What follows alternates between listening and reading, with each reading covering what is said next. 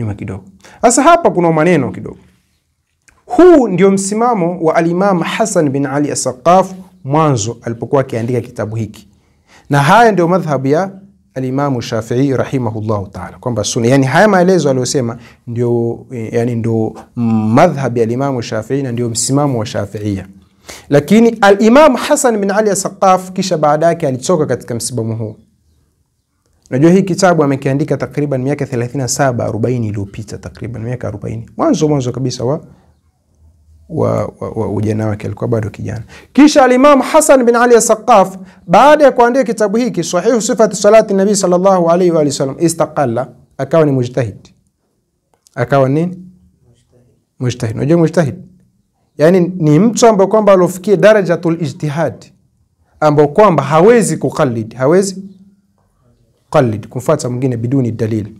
Kwa hivyo kuna masaila ambayo kwamba yani anatilia nguvu mathalan katika madhhabu ya Imam Shafi'i, lakini kuna masaili mengine ambayo kwamba anatilia nguvu madhahib zingine ambazo kwamba yeye amezifanyia tafiti akazikuta kwamba zina nini? Zina nguvu. Kwa hivyo al-Imam Hassan bin Ali as-Saqaf msimamo wake na msimamo wa kiilmu taban katika masala haya sasa hivi ni kuachilia mikono. Na hata alipokuwa Oman katika ziara yake, rubama ni ya mwisho au katika ziara zake za karibuni za Oman, alibainisha hilo kwamba sunna katika swala ni kufanya nini? Kuachilia mikono, sio kufanya nini? Sio kufunga mikono. Taban vipi kuhusu hizi riwaya zote zimenakishiwa, zote zimetolewa illa, na viko vitabu vimeandikwa. Kuna moja katika ulamai wa Shanaqita wa Mauritania ameandika kitabu kinaitwa Ibramu an-Naqdi lima qila min arjahiyati al-qabd.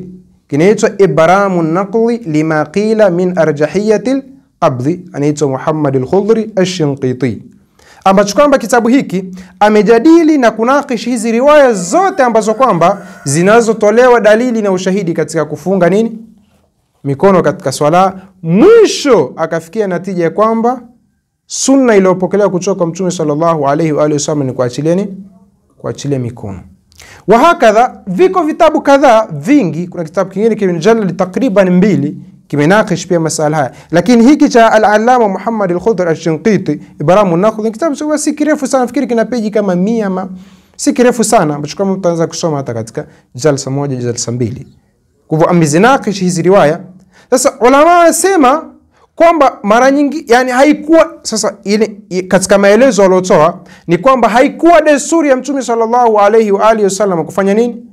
Kuweka mikono namna, isipokuwa mara nyingine alikuwa akichoka, yani alikuwa akiwa na swala hii hali yake mwili wake umechoka, mara nyingine alikuwa akiweka mikono hivi, yani akiwa amechoka. Kwa hivyo hakuwa anaweka kama ni sunna ama ni katika nini za swala, lakini amechoka ndo anaweka hivi. Na ndio maana yake hata katika madhhabu ya Imam Shafi'i rahimahullahu ta'ala, hii ni katika hayatu swala, ni katika kuweka mikono juu ya kifua, ni katika hayatu swala, vipambo vya swala. Maana yake ukiacha na ukifanya upate thawabu, ukiacha upate dhambi. Na hayatu swala ni zile ambazo kwamba hata ukiziacha huwezi kusujudi nini? Sijatu sawi, sababu zile ni hayatu. Tuko vile sana tofauti, kwa sababu sunna wenyewe Imam Shafi'i katika madhhabu ya Imam Shafi'i zinagawanyika, kuna abadh na nini na hayat. Sasa hii ni katika hayatu swala. Kwa hivyo al-Imam Hassan bin Ali as-Saqaf madhhab yake sasa hivi ni kuachilia mikono katika nini? Katika swala. Taban na hii ni kitu kawaida kabisa kwa ulama. Sisi hata al-Imam Shafi'i alikuwa na madhhab qadim, kisha baadaye akaja nini? Madhhab jadid. Kitu gani kilichomfanya aache madhhab yake ile kitambo aje kwenye madhhabu nyingine? Baada ya kufanya nini? Ya kusoma zaidi na kufanya bahthi na kukutana na wanazuoni wengine wakubwa zaidi. Alipokuja Misri akasoma kwao zaidi, akajua hadithi zingine ambazo kwamba kule alikuwa hazijui, na akapata masaili nyingine za kiilmu ambazo kwamba kule alikuwa hazijui.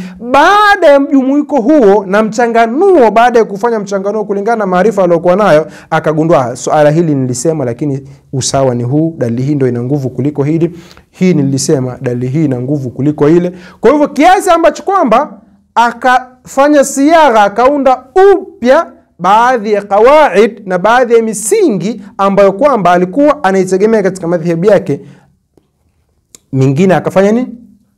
Akaiacha nayo, akawa na qaulu jadid. Kwa hivyo tuambie hii ni qaulu qadim, hii ni qaulu jadid. Idhan hii qauli hii kwa Imam Hasan bin Ali As-Saqaf tutasema ni qaulun qadimun. Al-qaulu al-jadid nini? Ni isbal. Unaweza kujiuliza, mbona hii kitabu kama hii chapa nilionayo hapa ni chapa ya mwaka 2010? Chapa ya 2000, sababu nafikiri kitabu mwanzo kabisa kimechapwa miaka ya 80. Sasa unaweza kujiuliza, mbona hii ni chapa ya 2010? Mbona hajakibadilisha haya? Hii kitabu ameona bora akiache namna hii, kwa sababu lengo la kuandika kitabu ni ala madhhabi al-Imami Ash-Shafi'i. Kwa hivyo akaona bora aache hivi kwa sababu huu ndio msimamo wa nini? Wa Shafi'i. Na hii kitabu amekiandika ni fiqh salati juu ya misingi madhhabu ya nani? Imam Shafi'i. Lakini ifahamike hivyo kwamba kauli yake ni hii, na hii ndio ambayo kwamba sisi binafsi tunaitilia nguvu. Hiyo nini? Isbal katika sala. Lakini je, nunkir je mtu anaweka mikono? La nunkir alayhi. La nunkir alayhi. Lakini mimi binafsi baada ya kufuatilia zile hujaj imekainika nazo. Na rubama inshallah siku moja tutakichoa kitabu cha tukiprint kitabu cha Ibramu Naqdi, tukaja tukafanya tukakipitia, tukaona zile dalili zao na zile hujja zao ambazo kama wafanya wamezitumia. Tuko vizuri sana Kwa hivyo kwa hivyo aqwa, yani hii haya maneno ya mwisho ya mistari ya mwisho ifanye kinyume chake sasa. Kwa huwa sunna kuachilia.